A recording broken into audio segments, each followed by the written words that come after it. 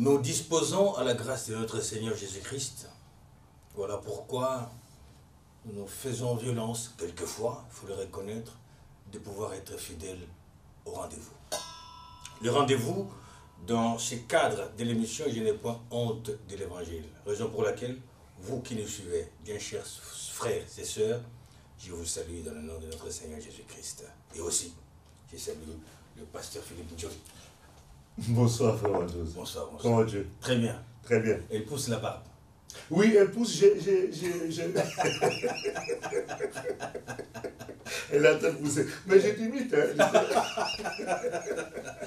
Bonsoir, vous qui nous suivez. Encore très heureux de vous retrouver en ce jour du lundi, à notre grand rendez-vous de 20h30, dans notre émission « Je n'ai point honte de l'Évangile ». Nous ne cesserons jamais de le dire que pour nous, l'Évangile est la solution aux problèmes, aux maux de l'humanité. Et pour que ceux qui sont justement dans ces problèmes-là, qui sont dans les difficultés, puissent en bénéficier, je t'invite, toi qui es en train de nous suivre, de partager. D'inviter tes amis, d'inviter les collègues de travail, d'inviter les membres de la famille, d'inviter d'autres membres de votre assemblée.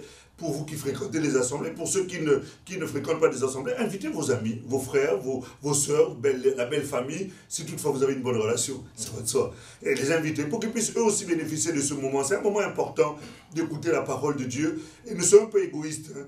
Partageons, parce que Dieu aime le partage. Et donc, merci pour votre amour pour les autres et pour votre diligence. Que Dieu vous bénisse richement. Pasteur, là, vous venez de développer un tout petit peu un des objectifs de cette émission. Je n'ai point honte de l'Évangile. Entre nous soit dit, peut-on avoir honte de l'Évangile? Celui qui a honte de l'Évangile, c'est celui qui n'a pas compris l'importance de l'Évangile. Parce que quand on a compris l'importance de l'Évangile, et que tu détiens la solution recherchée tant par des milliers et des millions, pour ne pas dire des milliards d'êtres humains, on ne peut pas avoir honte de cela. C'est comme si aujourd'hui, un grand chimiste, comme un grand chercheur, comme Pasteur, qui a trouvé la solution aux infections, avait honte de sa trouvaille. Or, l'évangile, c'est une trouvaille que nous avons obtenue de la part du Seigneur. Et quand on a cela, on ne peut pas en avoir honte. Au contraire, on est fiers de brandir cette solution-là à qui veut l'entendre, à tous ceux qui sont atteints d'une infection spirituelle. Parce que nous avons justement la pénicilline. Hein, nous avons l'antivirus du péché. Or, beaucoup de gens recherchent cela. Donc on ne peut pas avoir honte d'une solution, on ne peut pas avoir honte de la solution.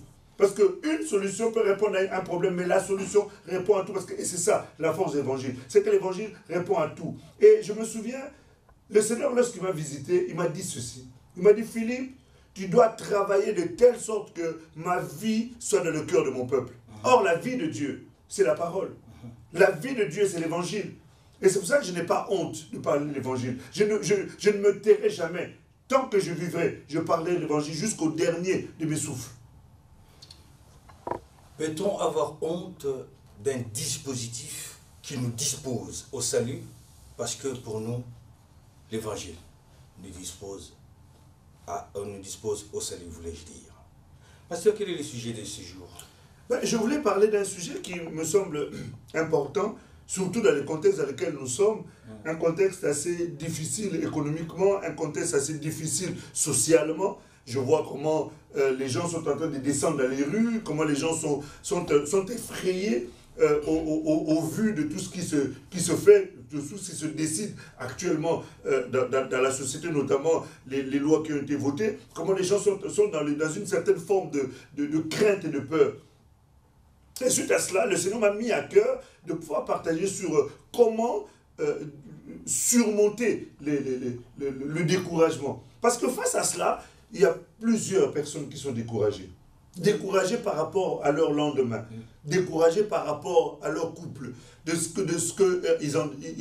qu'il adviendra de leur foyer, de ce qu'il adviendra de leurs enfants, de ce qu'il adviendra de leur avenir. Et le découragement prend place Peut-être que demain, je pourrais être victime d'un licenciement parce que effectivement il y a une restructuration de ma société. Et s'il y a une restructuration, je perds mon travail. Est-ce que ma femme restera avec moi? Est-ce que mon mari acceptera encore d'être avec moi? Et face à toutes ces réalités-là, mes enfants font des études, demain ils vont avoir des diplômes, mais est-ce qu'ils pourront avoir un travail? Et toutes ces choses-là font que les gens sont dans une certaine forme d'angoisse et il y a le découragement qui prend place. Et c'est pour ça que le Seigneur a mis à cœur pour que nous puissions parler sur la notion comment surmonter le découragement. Alors, le sujet donc c'est comment surmonter le découragement.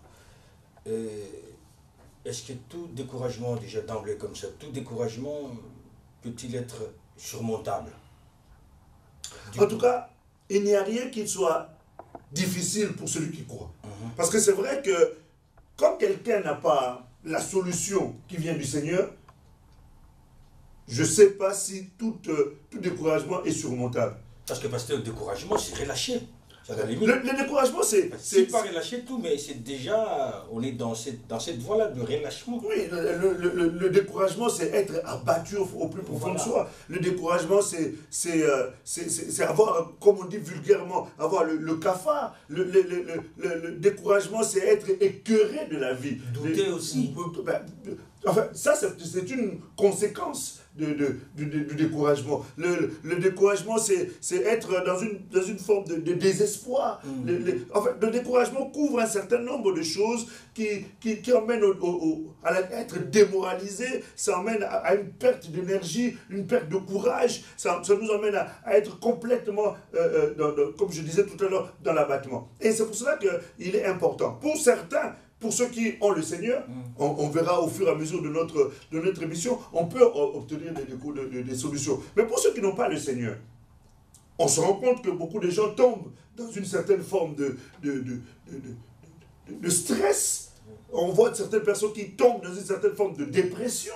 On voit des gens qui tombent dans une certaine forme de... Ils vont même jusqu'au suicide.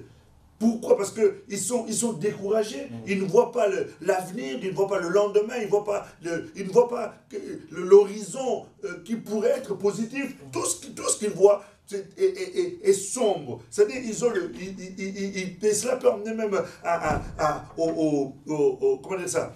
Un manque de sommeil, comment le terme? L'insomnie. À l'insomnie, exactement, ça peut amener à l'insomnie, ça peut amener aux douleurs, aux problèmes, comment dire ça, de palpitations, ça peut emmener aux problèmes gastriques. Enfin, ça peut susciter un tas de choses qui peuvent détruire l'homme à un niveau où quelqu'un peut s'adonner à la drogue, quelqu'un peut s'adonner à l'alcool pour essayer de noyer ce problème de découragement. Là, vous l'avez démontré, enfin, vous l'avez récité, les mots, c'est-à-dire dans lesquels l'homme peut succomber en cas de découragement. Mais est-ce que parmi toute cette énumération des mots-là, on peut retrouver un chrétien qui, parce que par découragement, qui retombe dans la drogue, par exemple?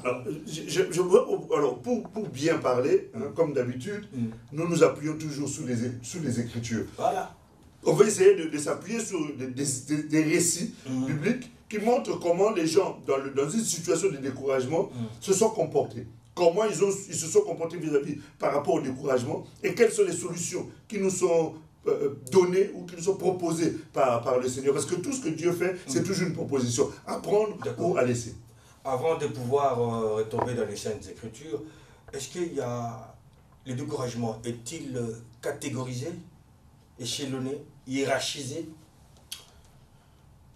En fait, tout dépend de chacun. Parce que ce qui peut être une source de découragement pour moi, ça ne l'est pas forcément pour toi. Et la façon dont moi je ferai face à une difficulté, ce n'est pas de la même manière que toi tu réagiras. Donc, si toi, la situation te permet d'avoir juste un léger moment de relâchement, et aussitôt tu te relèves et tu recommences, tu reprends ton chemin. Mais la même situation peut m'emmener moi à tourner carrément le dos au Seigneur et lui dire, écoute, crotte, ces histoires-là, il y en a assez. Voilà, et je m'en vais.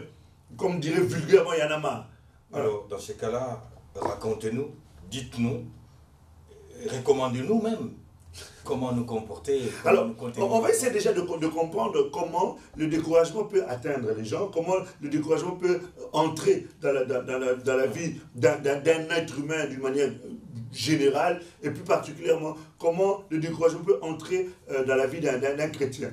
Lorsqu'on regarde par exemple dans la Bible, dans le livre de la Genèse au chapitre 4, au verset 5 jusqu'au verset 6, parce qu'on a vu que le découragement a plusieurs synonymes. Hein. Parmi ces synonymes-là, c'est le fait d'être abattu. Ouais. C'est le fait d'être comment dire ça, écœuré. Ouais. C'est le fait d'être désespéré. C'est le fait d'être dans une certaine forme de démoralisation. C'est toutes ces choses-là. Alors, lorsqu'on regarde au commencement dans le livre de la Genèse du chapitre 4, verset 5 jusqu'au verset 6, on va tirer un peu une leçon de cela. Genèse 4. Oui, versets 5 à 6. 5 à 6. Mais il ne porta pas un regard favorable sur Caïn et sur son offrande. Caïn fut très irrité et son visage fut abattu. Et l'Éternel dit à Caïn, pourquoi es-tu irrité et pourquoi ton visage est-il abattu? Voilà. On voit ici un élément important. C'est que lorsque quelqu'un est découragé ou quelqu'un est abattu, ça se voit. Déjà, il y a un élément, c'est que le découragement est visible. Ça paraît. Ça paraît au travers du visage. Le visage est le reflet de l'état intérieur. Pas toujours, c'est vrai. Parce que quelqu'un peut te sourire, mais avoir dans le cœur des mauvaises pensées à ton égard. Mais d'une manière générale, sans entrer dans les spécificités, on voit que ici, Caïn est confronté à une réalité. C'est qu'il était avec son frère. Son frère a présenté une offrande à Dieu. Lui également a présenté une offrande à Dieu. Mais le Seigneur a fait le choix de porter un regard favorable à l'offrande de Caïn, d'Abel du moins. Et le fait que le Seigneur ait porté un regard favorable à l'égard de l'offrande de Caïn, d'Abel, excuse-moi, il s'avère que Caïn, face à l'attitude du Seigneur vis-à-vis de son frère, ça a suscité en lui une réaction. Quelle est-elle? Cette réaction-là l'a emmené à être abattu. C'est ce que nous dit les Écritures au verset 5. La Bible dit, Caïn fut irrité. C'est d'abord la colère. Deuxièmement, son visage fut abattu. Et Dieu, constatant cela, qui sont les cœurs et les reins, vient le reprendre. Mais pourquoi tu es irrité et pourquoi ton cœur est abattu? Ton visage est abattu. Donc on voit par là que lorsque on se retrouve face au bienfait de Dieu dans la vie d'une personne, si on ne sait pas être vigilant, si on ne sait pas être attentif, on risque d'avoir l'attitude de Caïn. Et dans les églises, il y a beaucoup de gens qui sont comme ça. C'est-à-dire que, même dans la vie courante, on voit que le beau-frère est en train d'évoluer, ton grand frère est en train d'avancer, ton ami avec qui vous avez fait les mêmes études, vous avez été à la même école, lui il arrive à trouver du travail plus facilement, il arrive à dégoter des contrats dans les entreprises dans lesquelles il a beaucoup d'avantages, le comité d'entreprise est avantageux, il peut voyager à gauche à droite avec son épouse, il se retrouve aux Bahamas, alors que toi pour aller aux Bahamas il faut que tu trimes. Alors, toutes ces choses-là font que lorsque tu vois l'autre avancer, il faut faire très attention par rapport à l'attitude qu'on peut avoir. Alors, cette attitude peut emmener quelqu'un à l'irritation et à être abattu, c'est-à-dire à être découragé parce qu'il a l'impression de fournir les mêmes efforts que l'autre, mais ces efforts ne sont pas récompensés de la même manière que l'autre. Mais cet état des choses, c'est-à-dire quand l'autre remarque que son proche avance alors qu'ils ont évolué dans un même contexte, cela ne pourrait pas l'empêcher de pouvoir se poser des questions. Mais on ne demande pas de ne pas se poser des questions, mais c'est l'attitude qu'on doit avoir. Après s'être posé la question. Voilà, parce que le problème qui se pose, c'est que Caïn, Dieu, il a offert aussi son offrande. Oui. Abel a offert même son offrande. Mais il s'avère que Dieu a apprécié l'offrande d'Abel. Et dans les églises, ça arrive. Quelqu'un qui arrive à l'église, qui arrive d'une manière nouvellement à l'église, la personne prospère, la personne avance, la personne va de l'avant, sa vie spirituelle est épanouie, il s'engage dans le Seigneur, il a la manifestation des dons spirituels dans sa vie, la personne se donne au service du Seigneur, elle s'investit dans les affaires de Dieu, Dieu est en train de faire prospérer sa vie, et de l'autre côté, toi tu arrives, tu fais quasiment les mêmes efforts, ou du moins tu manifestes la même volonté, mais toi, rien n'avance, tu as l'impression que rien... En plus forte raison si on a précédé l'autre.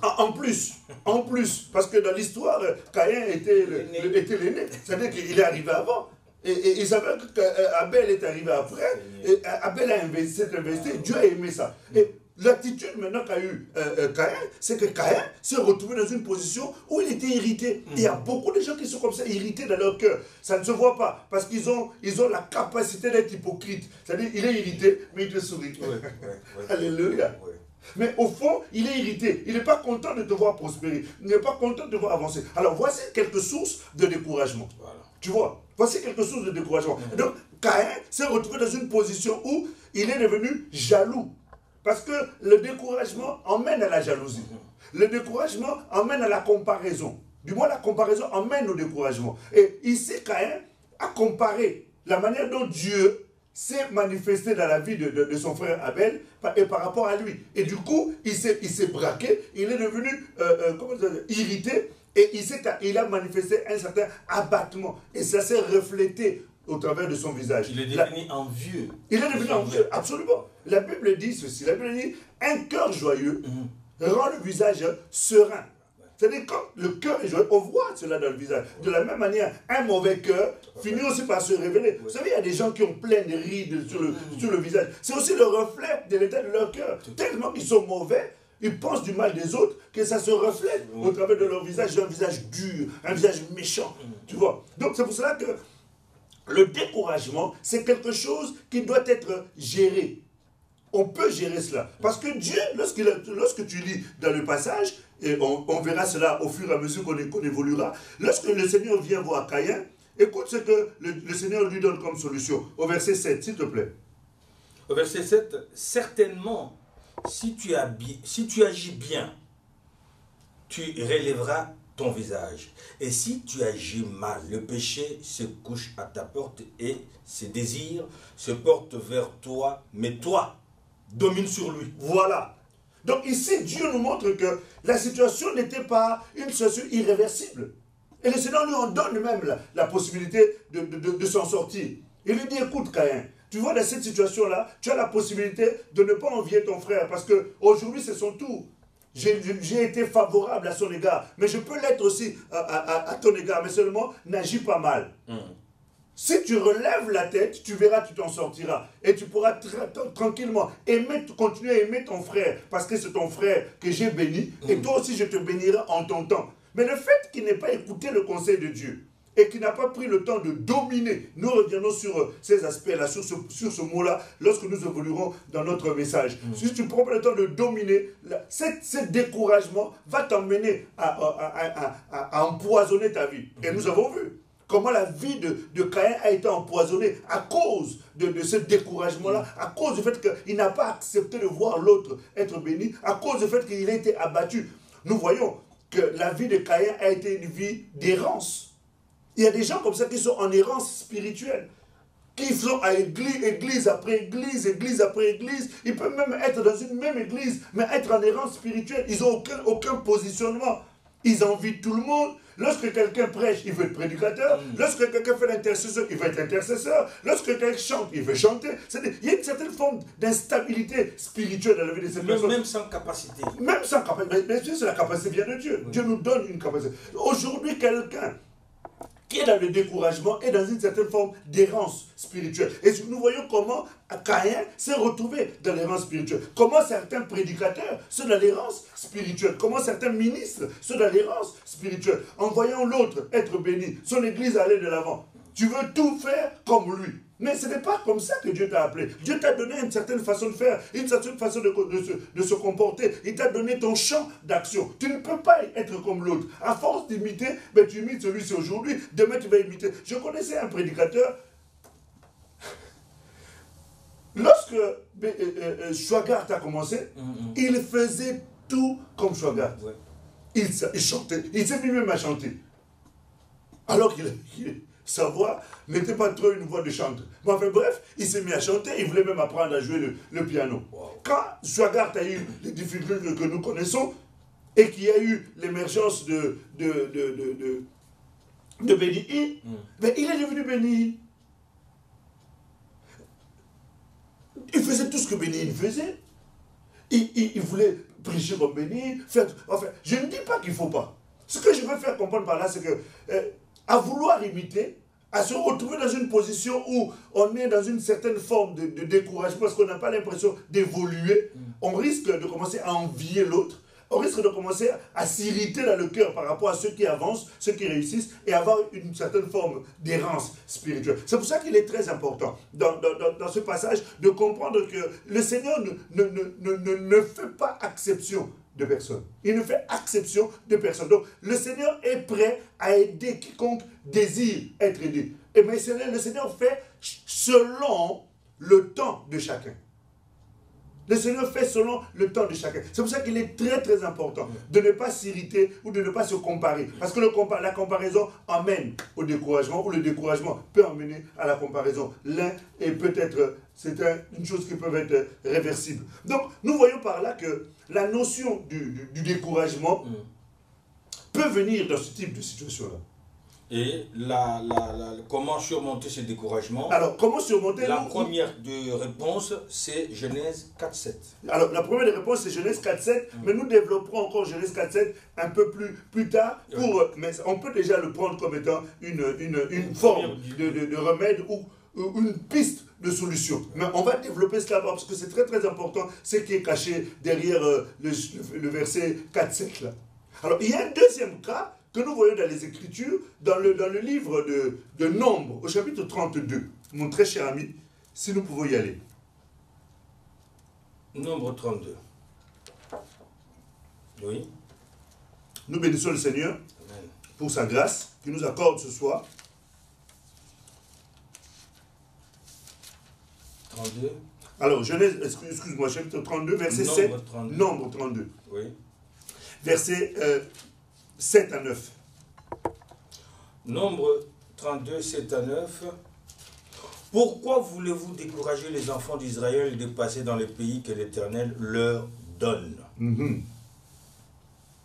Ainsi firent vos pères quand je les ai envoyés de Kadès Barnéa pour examiner le pays.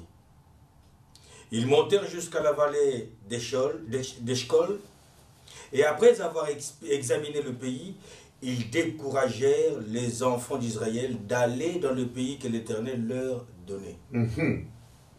Ça, c'est une histoire qui est extrêmement intéressante. Vraiment très très intéressante parce que c'est une histoire qui est relatée par Moïse, parce que nous reconnaissons que les 5 livres de la Genèse, les Pentateuques comme on appelle, sont des écrits de Moïse.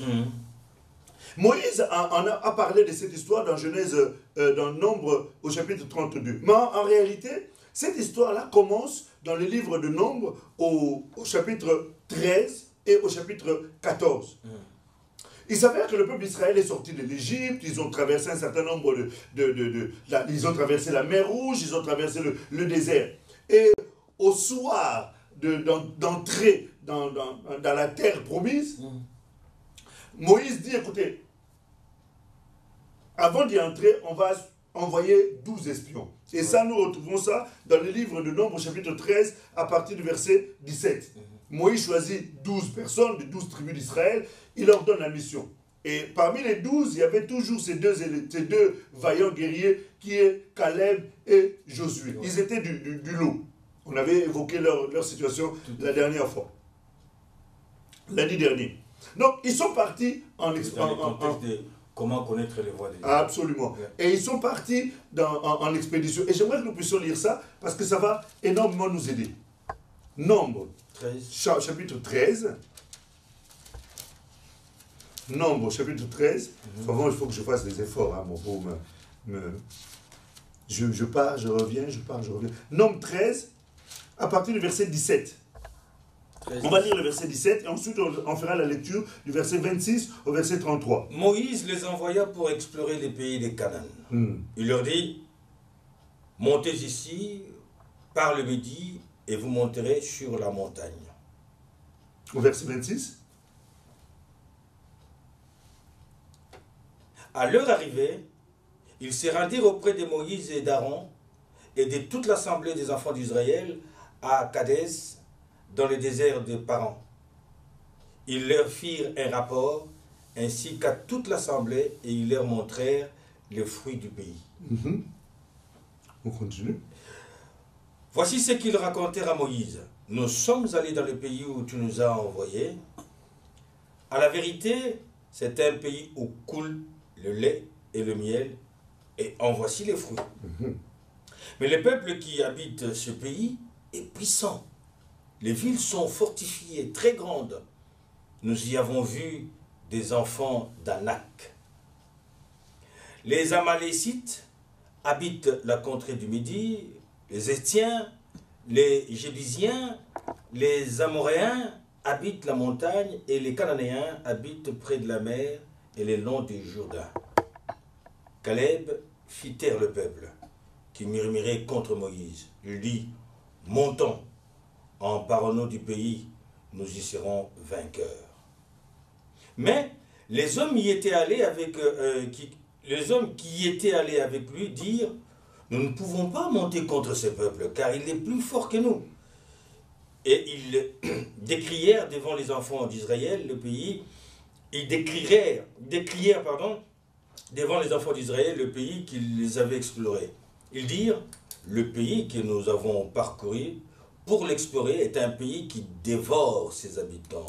Tous ceux que nous y avons vus sont des hommes d'une haute taille. Et nous y avons vu les géants, enfants d'Anak, la race des géants. Nous y étions à nos yeux et au leur comme des sauterelles. Nous étions à leurs yeux et au leur comme des sauterelles.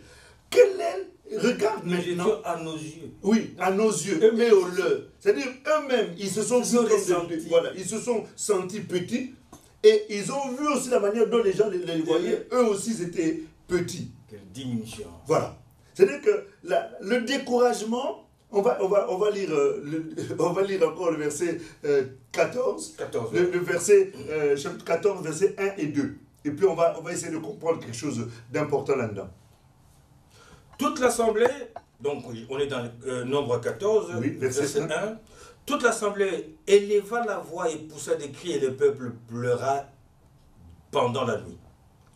Tous les enfants d'Israël murmurèrent contre Moïse et Aaron et toute l'assemblée leur dirent, que ne sommes-nous morts dans le pays d'Égypte ou que ne sommes-nous morts dans ce désert?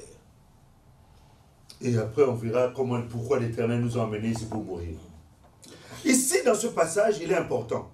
Moïse en a parlé dans le livre de Josué, de Nombre, chapitre 32. Nous avons lu les versets 7 et 9.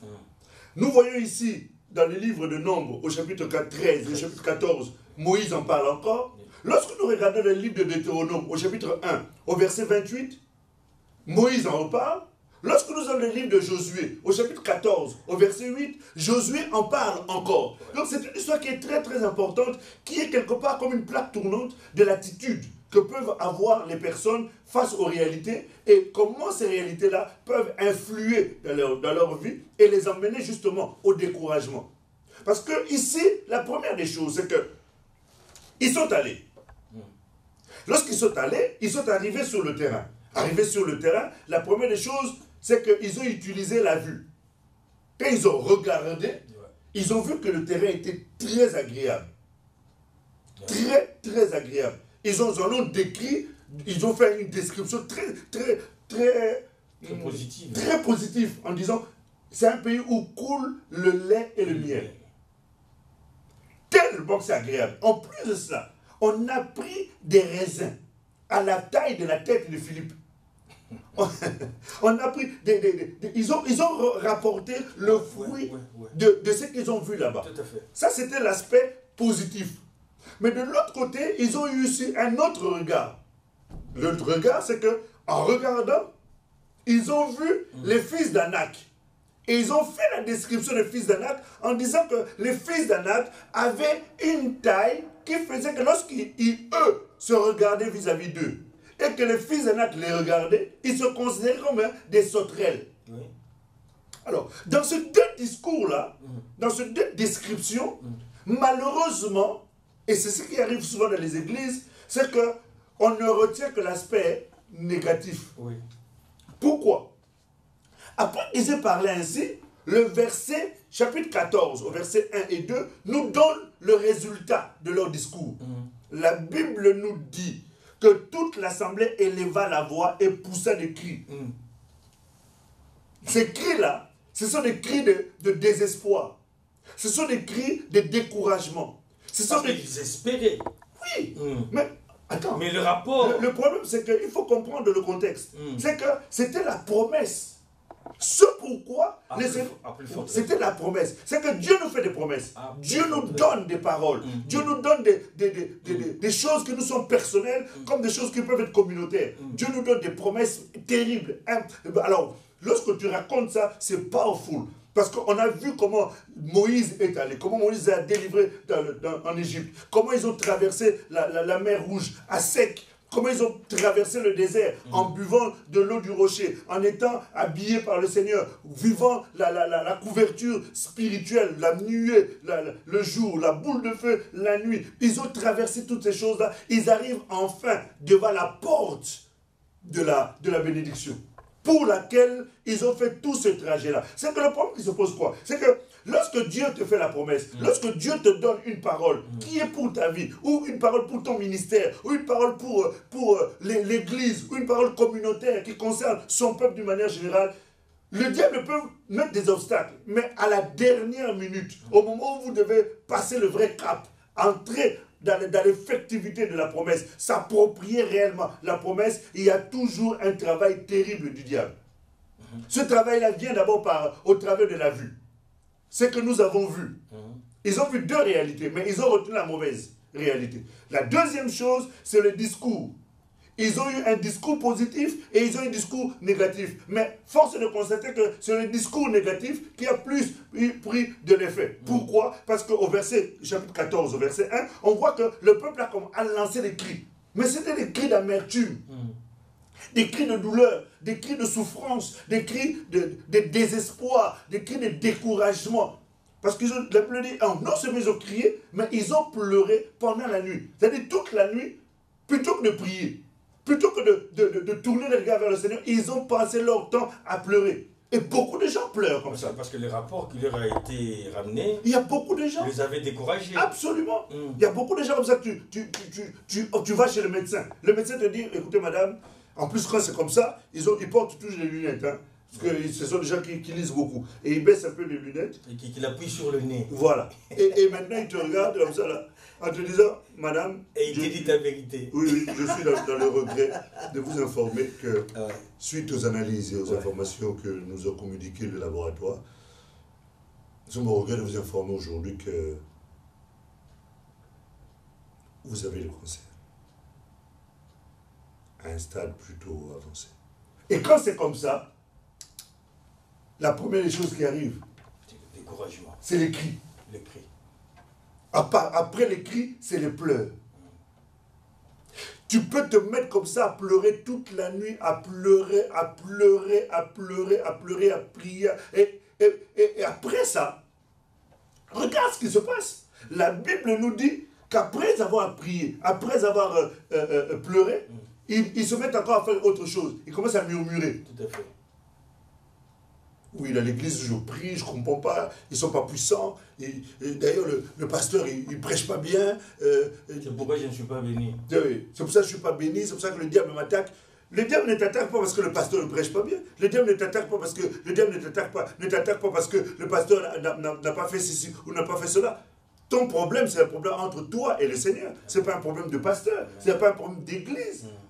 Et puis, au-delà de ça, qu'est-ce qui se passe encore? C'est qu'après qu'ils aient pleuré, après qu'ils aient lancé des cris, après qu'ils se soient mis à murmurer, la Bible nous dit encore, ils commencent à condamner Dieu. Parce qu'ils ont murmuré d'abord contre Moïse. Oui. Et ensuite, ils ont commencé maintenant à condamner Dieu en disant, mais oui, mais Dieu, pourquoi il ne nous a pas laissés en Égypte? On aurait pu mourir là-bas, ça aurait été mieux. Mais pourquoi? D'ailleurs, à quoi ça sert que je sois devenu chrétienne? À quoi ça sert que je suis devenu chrétien? C'est pour, même en étant chrétien, on tombe quand même malade, on commence quand même à... Voilà le discours. d'un découragé. D'une personne qui est découragée, d'une personne qui est abattue, d'une personne qui est désespérée, d'une personne qui se retrouve face à une difficulté. Alors que derrière tout ça, il y a des éléments positifs, il y a des éléments négatifs. Le langage que nous employons est source de découragement. Parce que c'est lorsqu'ils ont entendu les discours, le discours des espions. Lorsqu'ils ont entendu ce discours a eu un impact dans leur cœur. Il a eu un impact dans leur vie. D'abord la vue, première chose. Deuxième chose, c'est le langage. Et ces deux éléments-là ont été des éléments dévastateurs. Le langage peut-il avoir des conséquences? Mais le langage négatif, oui, ça a des conséquences. Ça a des conséquences. Tu sais quoi? Le genre d'un chrétien qui dit « Mon Dieu, pourquoi tu as laissé mon enfant mourir ?» Alors, le langage, tu sais, la Bible dit ceci. Romains chapitre 10, verset 17, dit que la foi vient de ce qu'on entend. C'est-à-dire, en d'autres termes, l'incrédulité aussi vient de ce qu'on entend. Le doute vient de ce qu'on entend. Le découragement vient de ce qu'on entend. L'abattement vient de ce qu'on entend. Tu sais, le langage est quelque chose de très important. Pourquoi nous avons un discours positif? C'est parce que, au travers de ce que nous déclarons comme parole, ça va impacter le cœur de ceux qui sont disposés et ça va susciter, produire quelque chose, à savoir la foi. La peur vient de ce qu'on entend et même vient de ce qu'on voit.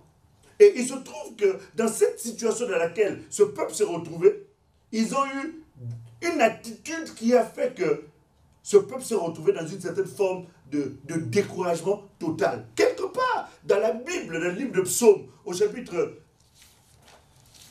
Allons-y. Psaume chapitre 38.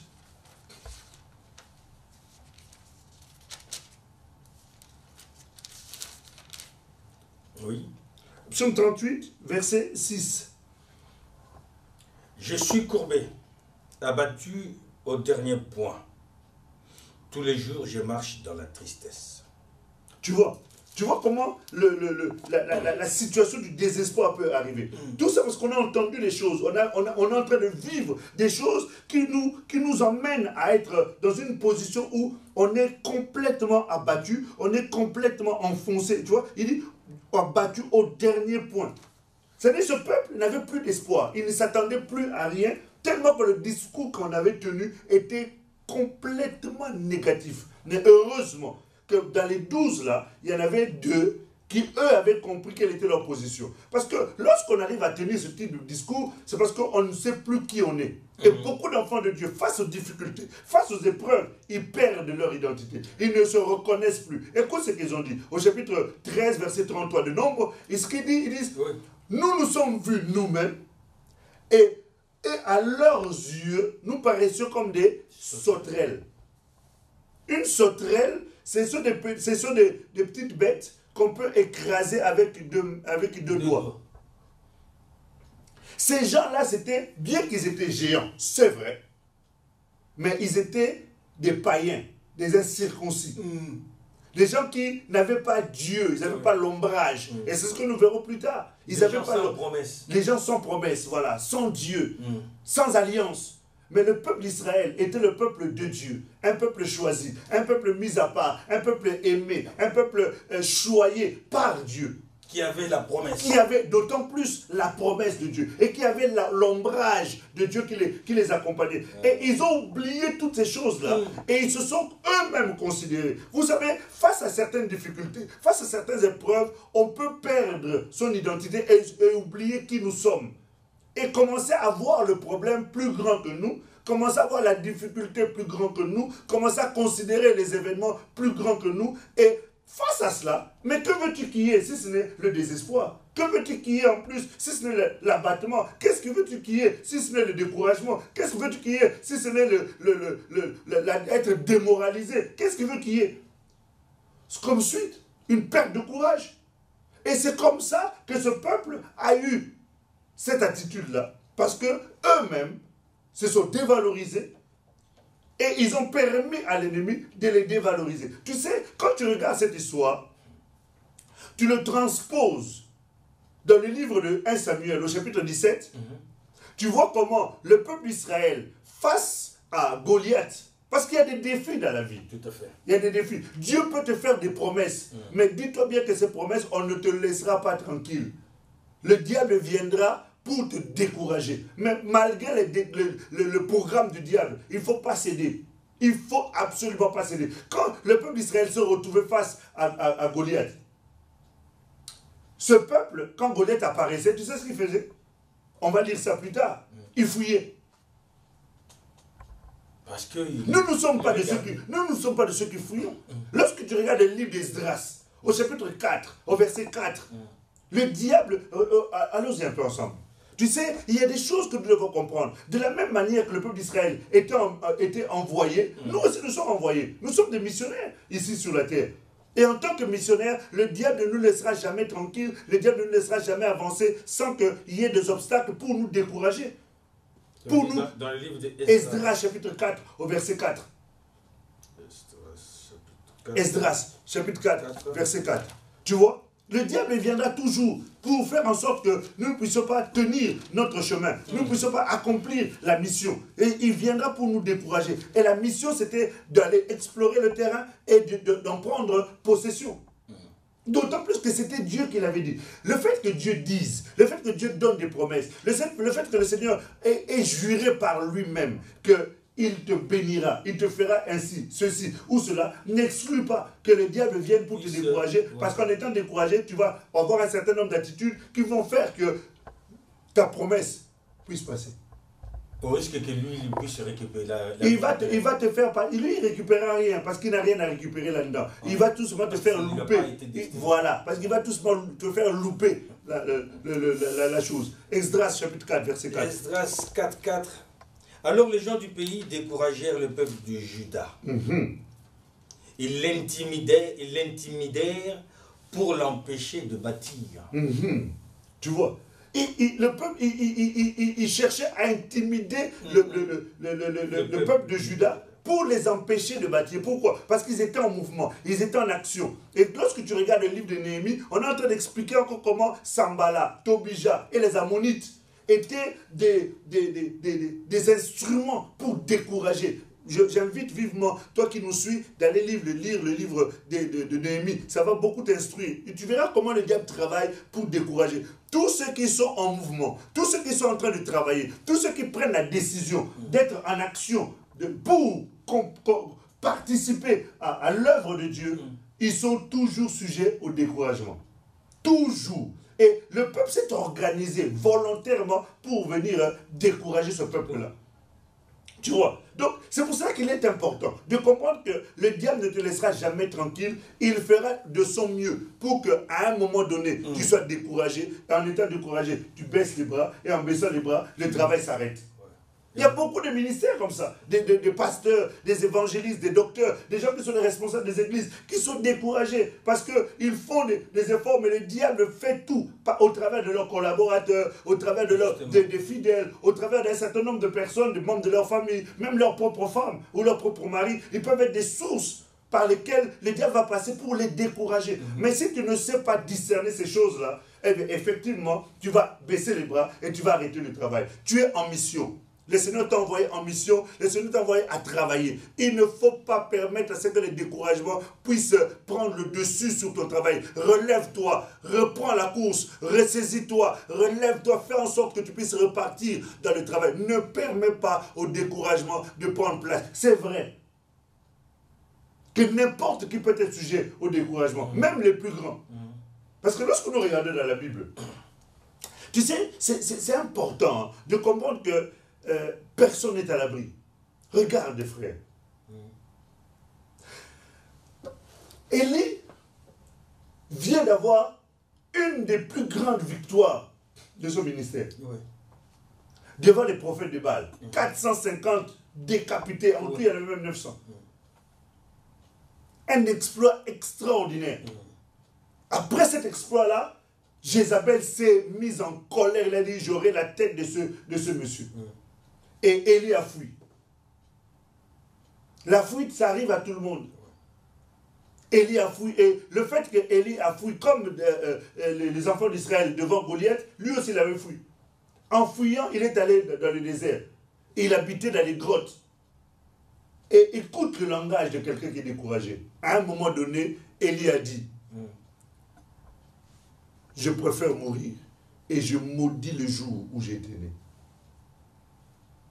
Il n'y a pas que lui.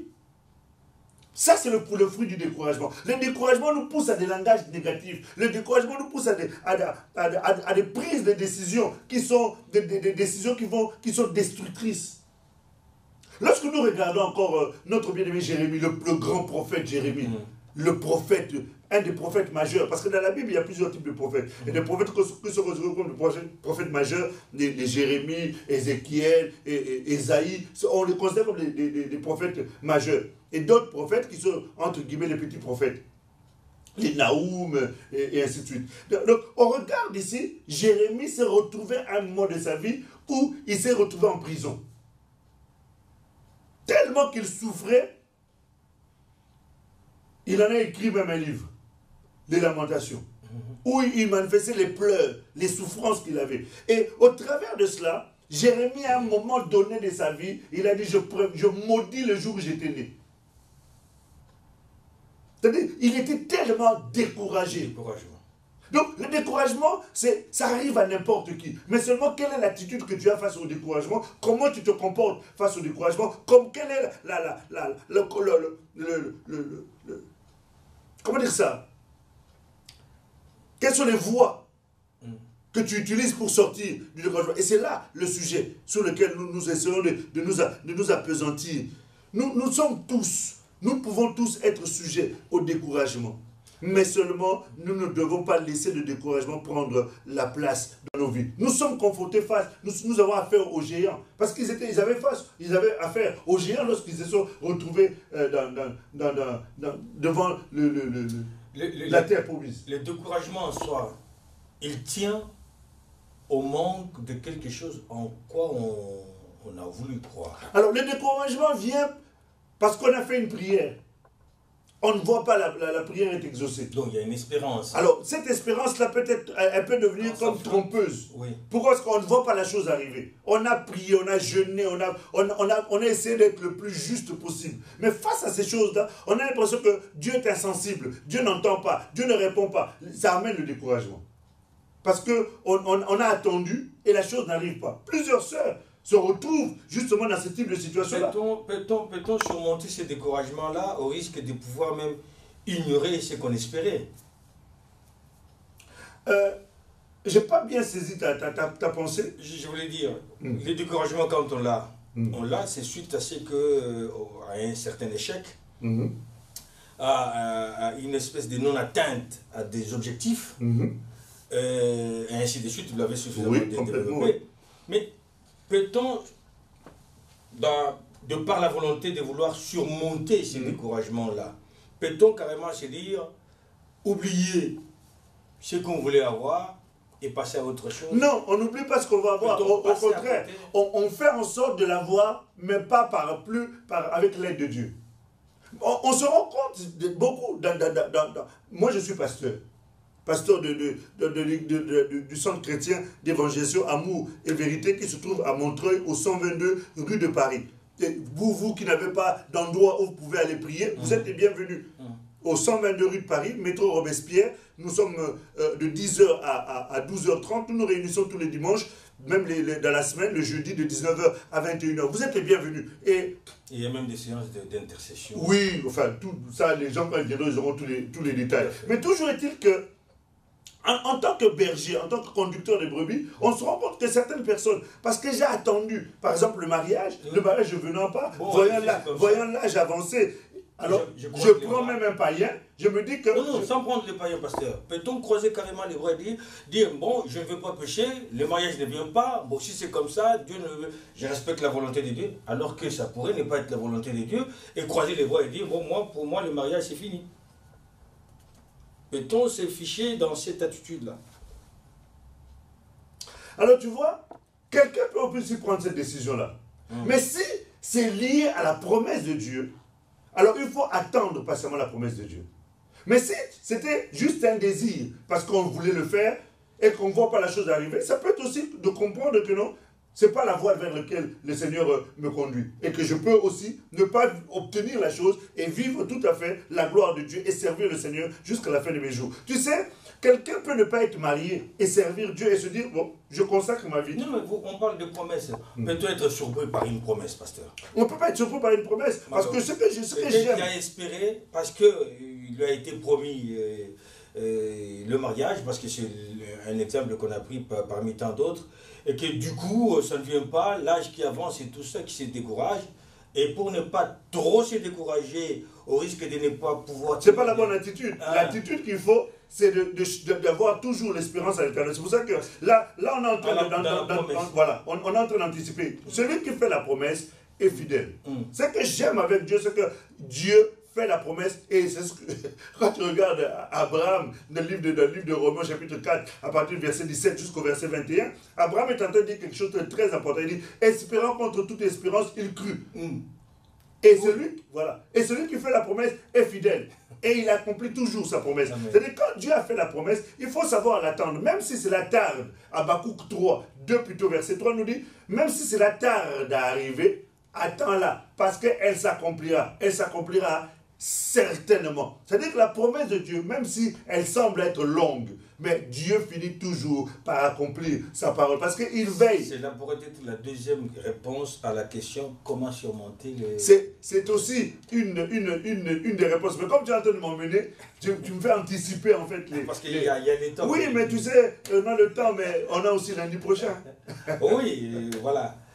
Donc, on a deux réponses. Et dans ces cas-là, pasteur, de par tout le développement que vous venez de faire, que pouvez-vous dire aux frères et sœurs?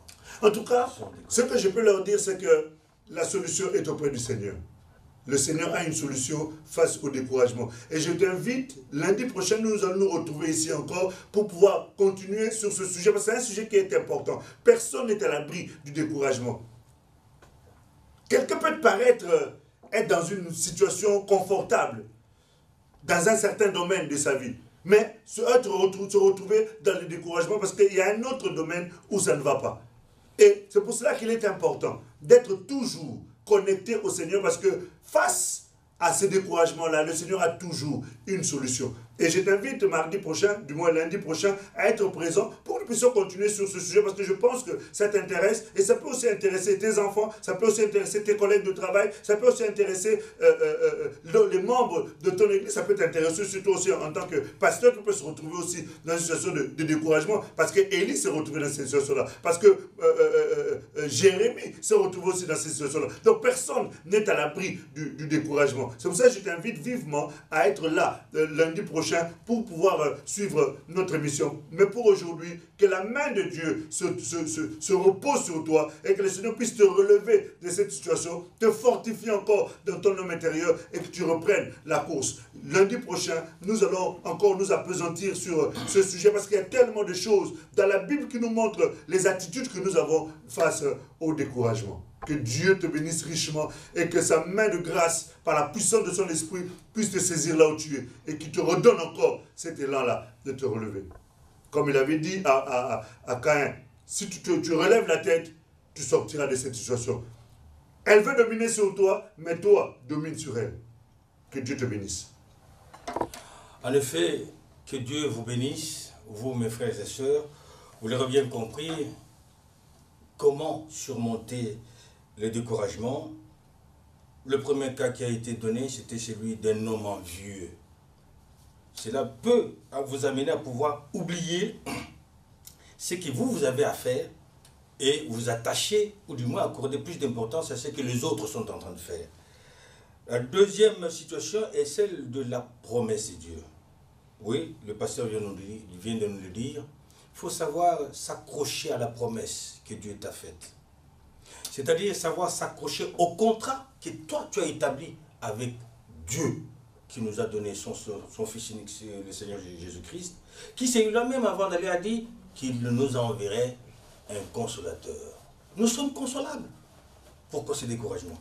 La suite, je crois qu'elle sera bien nécessaire pour pouvoir bien comprendre quelle attitude afficher dans ces cas d'espèce, comment surmonter les découragements. Bien, chers frères et sœurs, je vous remercie beaucoup de votre fidélité. Ne manquez pas de nous écrire, ne manquez pas de partager, ne manquez pas ces rendez-vous de chaque lundi, 20h30, dans ce cadre de l'émission Je n'ai point honte de l'Évangile. Merci à toute l'équipe technique, encore une fois, à vous, et que la paix du Seigneur soit dans vos maisons. Merci, au revoir. Merci, pasteur. Merci beaucoup. Merci. Bonne soirée, que Dieu vous garde et vous bénisse. À lundi prochain, n'oubliez pas, envoyez ce message aux autres. Ça leur fera certainement du bien. Que Dieu vous garde, à bientôt.